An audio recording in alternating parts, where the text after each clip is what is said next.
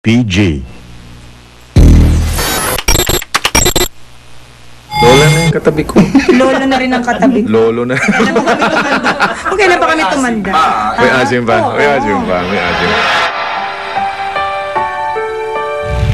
Kung para sa kanyang sarili ay wala nang mahihiling pa sa Senator Bong Revilla sa kanyang ika-44 na kaarawan na ipinagdiwang niya sa Diamond Hotel last Saturday. Sa akin na lahat. Binigyan ako ng asawa na mabait, matulungin, mapagmahal, na may bahay. At ngayon naging congresswoman pa. Thank you. Diba? Kasalanan siguro Sa siya. mga mababait kong mga anak. Hindi, wala kasalanan. Kasalanan again? Minsan lang yun. Joke. Ang higit pang nagpasaya sa senador ay ang masiglang presensya ng ama, si dating Senator Ramon Revilla Sr. Kita mo, mas healthy siya ngayon. Ang ganda. He looks younger now. Hindi na mukhang may sakit. Di ba? Talagang nakakatuwa. Ginawa ko, sinundo ko pa siya sa Cavite. Nakita niya ako kanina, umiiyak siya. Sabi ko, ikaw pa daddy, hindi kita pwedeng kalimutan. Makakalimutan ko lahat. Lalo pang tumibay ang samahan ni Bong at Congresswoman Lani Mercado, lalo't pareho na silang kabilang sa mundo ng politika. Malawak ngayon yung mga topics na pinag-uusapan namin kasi pag nasa mundo ka ng legislation, minsan ang pinag-uusapan namin, legislation. Pag Every time na magkikita kami sa bahay, pag-uusapan namin yung mga batas. yung trabaho namin. Kung ano yung... Oo, tuloy pa rin hanggang sa bahay. Nagtatalo kami. Buo naman ang tiwala ni Bong kahit napapaligiran pa si Lani na mga lalaking mambabatas sa Kongreso. Lola na yung katabi ko. Lolo na rin ang katabi ko. Lolo na. Okay na ba kami tumanda? May asim pa. May asim pa. May asim pa. Sa ngayon, hindi pa raw definite kung tuloy ang balak nilang muling pagpapakasal, marking their 25th anniversary next year. Pero, Gusto namin bumiyahe Alam mo, together. siguro with the kids, no? Pinag-aaralan pa. Pinag-aaral. Nakailang kasal, halos lahat yata ng simbahan, pinakasalan ko na siya. O ka. Kailangan sa Taj Mahal. Tsaka sa Hindi, iba naman. Siguro, Sistine Chapel. Sa Europe naman. Yan ang mahirap iplano. Kasi magastos doon.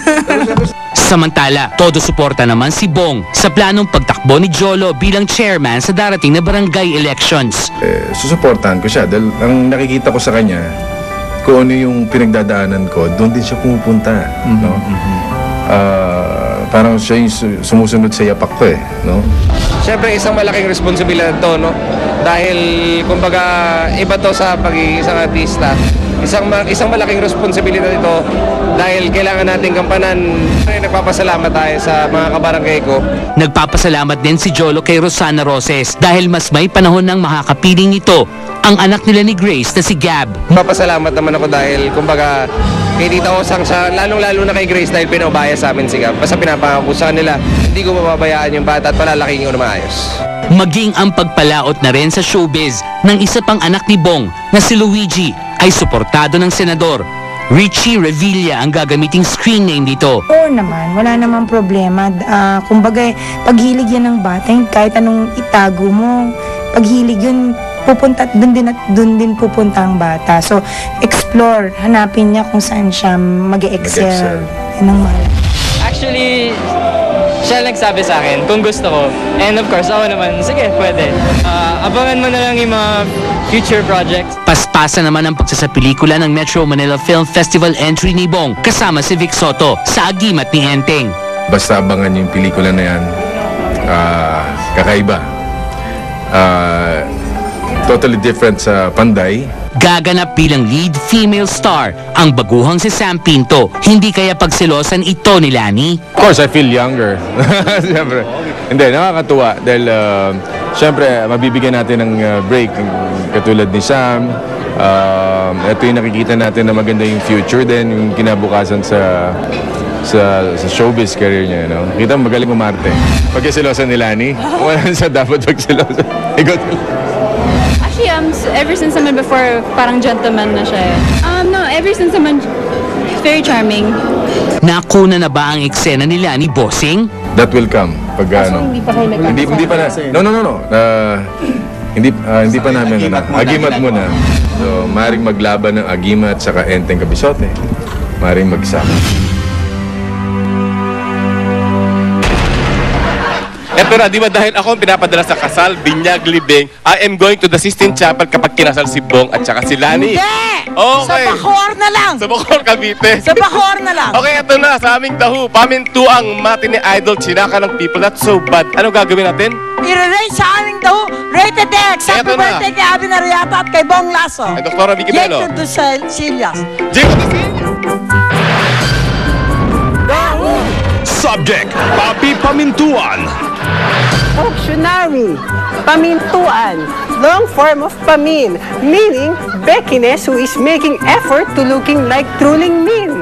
Also paminta, pamintang durog, pamintuan. Now, Maski nakalat na kalat ng Becky na nagpapapamintuan ito, si Papa sige pa rin ito sa pag-project Min in public. Ang kwento sa isang concert ng isang international artist na may connect sa naghahatid sa upuan sa CCP. Nanood si Papi.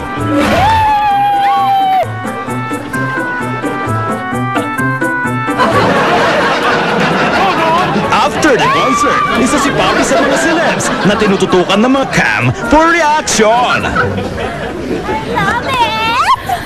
So galing! Grabe! Pero, nung turn na ni Papi sa cam, bago siya makaspluk, may sumigaw. Papi, isn't you Major Beckiness, correct? Huling-huli raw ng cam ang comment at ang reaction ni Papi na nag-about trace lang at exit frame. Che! Ano rating nyo?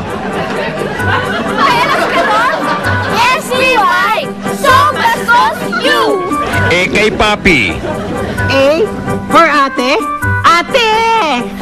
dahu si Papi Pamintuan.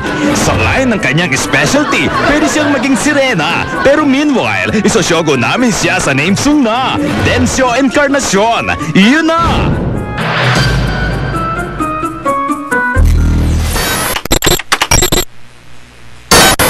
Sarap ng feeling.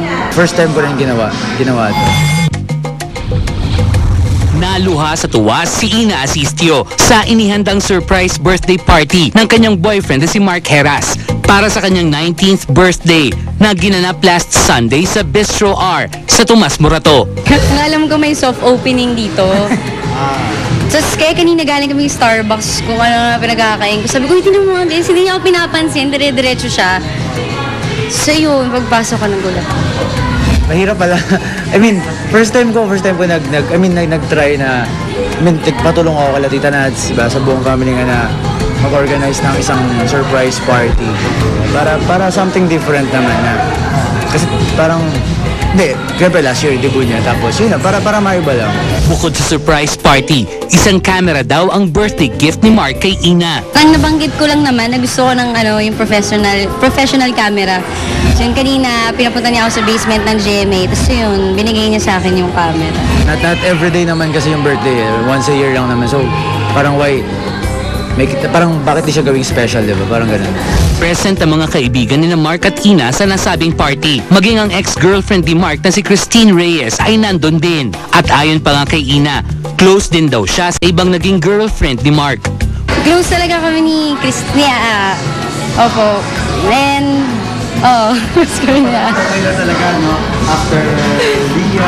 Opo, kasi kahit makita nyo na naman kami ni Ate Lian, sobrang close din namin. Dahil din kay Kuya Pao, lagi namin nakasama. Tsaka lahat yun wala na past na yun nangyari na, tapos na lahat yun. So, kaibigan ko naman lahat. Kaibigan ko naman lahat. Sinong pinabukod kay Lia at kay Quezon? Kanina po friends?